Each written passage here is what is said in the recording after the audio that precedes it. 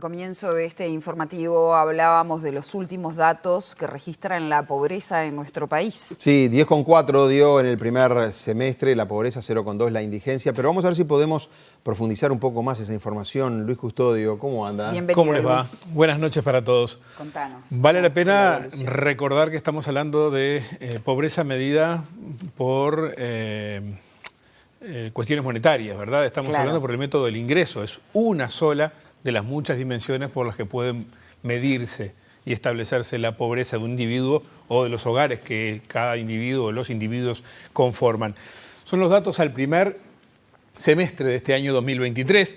Solamente traen las tasas de pobreza e indigencia y poca cosa más. Los datos desagregados, el Instituto Nacional de Estadística ha comunicado que los va a dar cuando dé los datos de segundo semestre siempre, o sea, de cierre de cada uno de los años.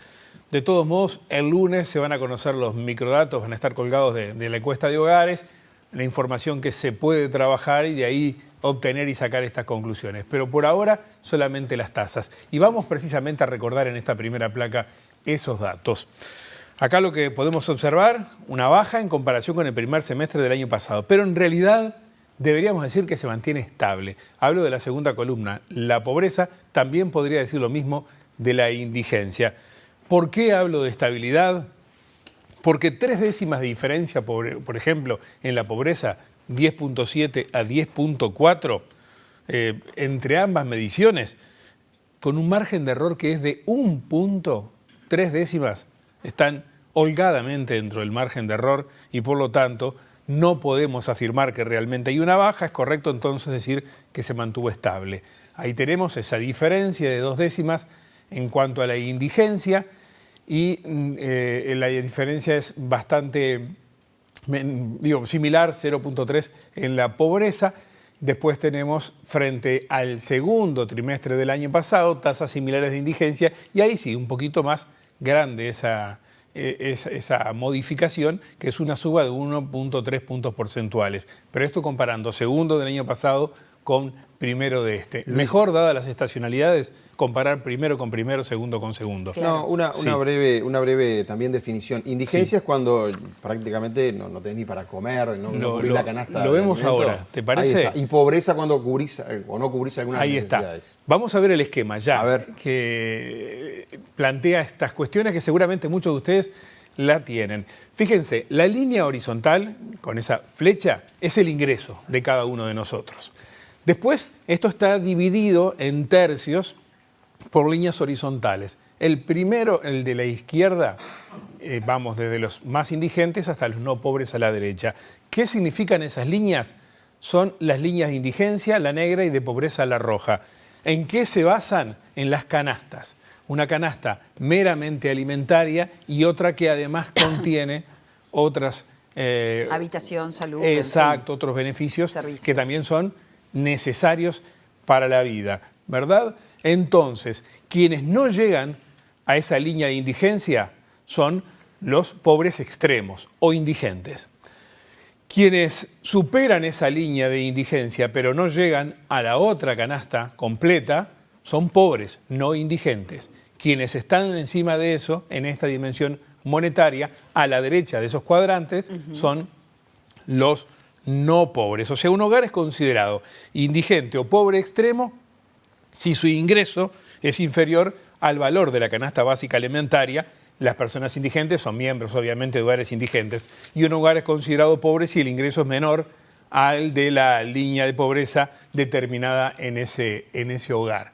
Esto queda claro. Ahora sería interesante saber dónde están paradas esas líneas, en qué números nos encontramos para definir las canastas. Y en esta tercera placa lo podemos observar.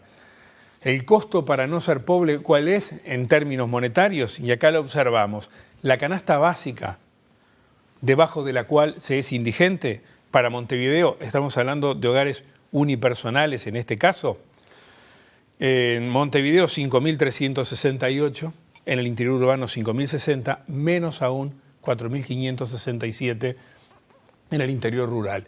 Esto es, sí, extremadamente bajo, pero estamos hablando del mínimo indispensable para poder comer determinados alimentos con ciertas calorías que le permitan mantenerse vivo. De eso estamos hablando. Por individuos. Está basado en las 2.000 calorías de la OMS. Exacto.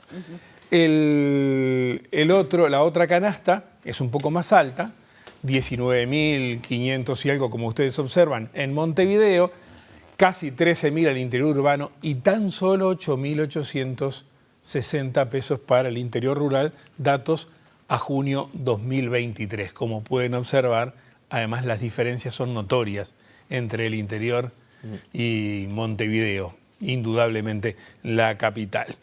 Podemos ver ahora cómo ha evolucionado la pobreza, porque ese es otro de los datos que nos interesa mucho, ver la comparación, ¿no? Cada barra, en este caso, es un semestre. La línea punteada horizontal está ubicada en el promedio del año 2019. Podemos ver cómo, pandemia mediante, se ha movido siempre, prácticamente de 2020 en adelante, por encima de esos valores promedio del año 2019. Esto visto por semestres, y podemos, en la placa que sigue, verlo también anualizado en una serie más larga para ver otras dimensiones. La próxima placa nos permite eso. Fíjense ustedes acá. Hay que hacer la salvedad que lo de 2023, que es la última columna a la derecha, es solamente una referencia porque es tan solo un semestre, claro, el último dato, y no es comparable con datos anuales. Y noto que hay 2 tonos de celeste. No, es en realidad... ¿Es lo una que cuestión gráfica? Sí, no está referido a ningún dato en especial, es una ilusión que tenés en la pantalla. En este caso, cada barra es un año y la línea punteada es el nivel 2023 de este semestre al que referíamos. Vemos el fuerte descenso de la pobreza, ahí la comenzamos en 2006, pero podíamos haber ido antes, se venía dando, hasta 2014 es constante y bastante fuerte, luego hay cierta estabilidad hasta que golpea la pandemia y después de ello se queda ya un escalón más arriba la pobreza, como podemos observar. Cuando cerremos 2003 tendremos la constatación si nos seguimos manteniendo en esos parámetros o no. Esto es lo que podemos mostrar desde ese punto de vista en cuanto a la evolución anual y también semestral. Vayamos a la siguiente placa y acá algunas referencias en base a lo que vimos en el último dato anual, cierre 2022, pero que es una constante en Uruguay. La pobreza es predominantemente infantil. Notoriamente más altos los porcentajes de menores de edad pobres y por ende sus hogares que las cifras que se pueden ver en adultos y hasta adultos mayores. Las tasas son altas de 0 a 17 años, pero las más altas de todos, ¿saben dónde están? De 0 a 6 años. En la primera etapa, sí, de la niñez, indudablemente.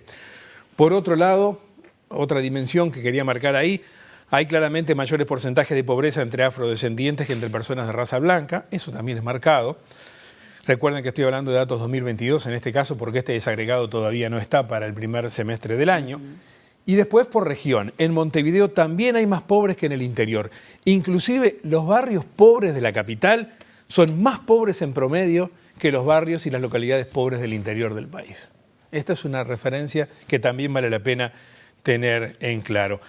Dicho esto, entonces, solamente una dimensión más para ubicarnos. ¿Qué pasa en otros países de la región? Vamos a mirar la siguiente placa para acercarnos precisamente ya al cierre. Acá lo podemos observar. Fíjense ustedes, lo que puse en este caso son datos que tomé de los institutos de estadística de algunos países de la región, de cada uno de sus institutos de estadística. Todos refieren a pobreza monetaria, algunos son de 2021, otros de 2022. Los de Argentina y Uruguay son primer semestre ya cumplido de 2023. Como puede observarse allí, estos datos, el promedio de América Latina que está por allí lo tomé en rojo, lo tomé de CEPAL. Las bajas tasas en Chile son claras, después viene Uruguay, después ya saltamos a valores por encima del 20-30% de pobreza y los casos extremos, el peor de los que seleccionamos, Venezuela, y el de Argentina, que conocíamos ayer, 40% y fracción de pobres, según estos datos del INDEC. Esto en cuanto a una referencia general. Pero les quiero decir algo más antes de cerrar. Claro. La pobreza esa de 0 a 17 años que decíamos recién es un problema enorme en toda Latinoamérica.